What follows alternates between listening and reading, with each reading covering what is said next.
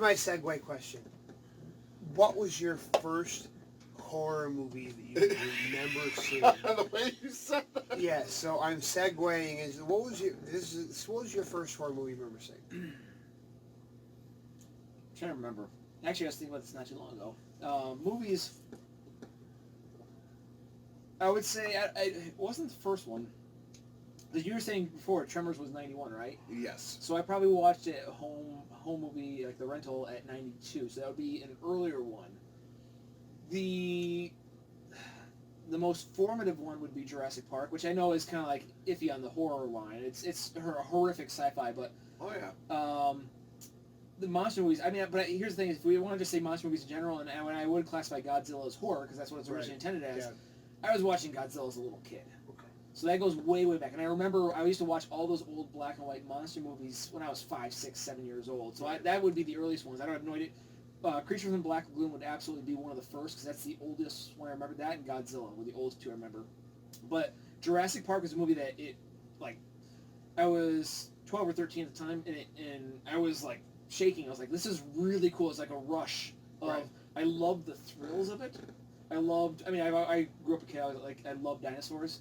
But the suspense and that element of horror into other genres, because I already liked sci-fi and fantasy, but bringing horror into sci-fi and fantasy was the sweet spot for me. Okay. So Jurassic Park was the movie and the book that were like, this is what story I want to tell. Literally within months, I was writing my first book, writing my first story, and it was very much Jurassic Park inspired. I'm sorry. Yeah, I mean, I saw some of the sequels, but the original is just such a classic. Yeah. So what was the first horror movie you remember seeing? Now, are you talking about in the theater or ever? Because it's Ever. going to be very subjective. Ever. Now, this is back during the day of 3 channels on TV. Yeah. Yep. And sometimes... Four if the wind blew just right.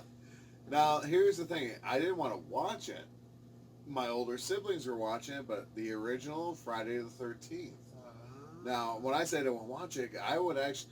The way it was set up, we had our family... we actually had a playroom for, the kids can smash things. No, all the time. And then the living room, that was the nice room. And unfortunately, though, you had those god-awful French doors that stayed open, you couldn't close. So my siblings are watching the original Friday the 13th. I was in the other room crying because it was so scary to me. Because we also did, it wasn't a sleepaway summer camp. It was a local camp, Camp Sertoma in Kirkwood. But it was the whole concept of being away in this camp and this murderer just, you never know where. It scared the hell out of me. It truly did. And I think this movie still stands up today, to be honest. So here's the interesting thing. I can't remember the actual name. I think it's the Wax Museum. Mm-hmm. I'm not sure. Vincent Price? I think so, yes. All I remember is maybe I'm around 10 or 11 years old. We're at my uncle's house.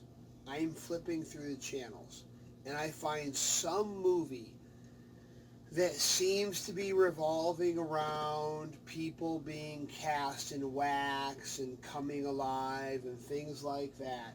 And there's a scene that I will never forget where the killer impales this girl with a pipe and the blood starts trickling out of the pipe.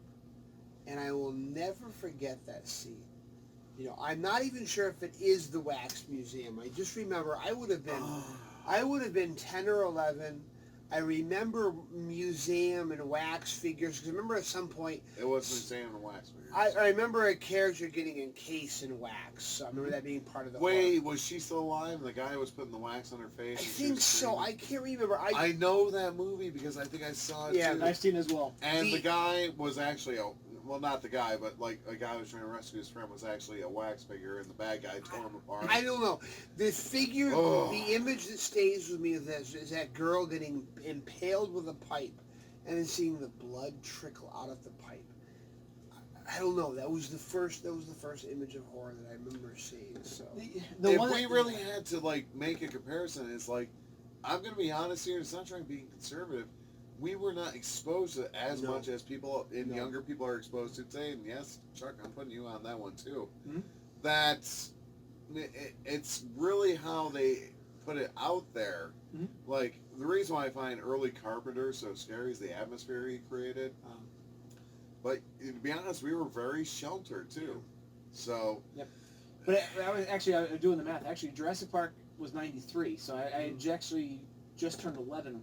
That's what it was, because I remember it was around my birthday. So I just turned 11, so it's the same age, and that's that formative age. Yeah, absolutely. And the scene that nailed it for me was the raptors in the kitchen.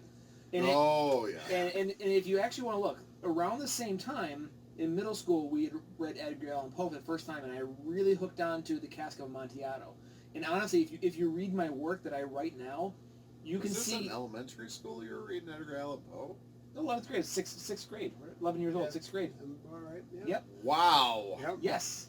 And go to I think kids were held to a higher standard back then too. But here's the thing, like if you read The Cask of Amontillado and you watch the Raptors in the kitchen scene, and then you look at the stories I write, you can see that right there. Yeah. Edgar Allan Poe Yeah. and Michael Crichton are all over the things I write. So you know what's another early horror influence for me was when I was in high school.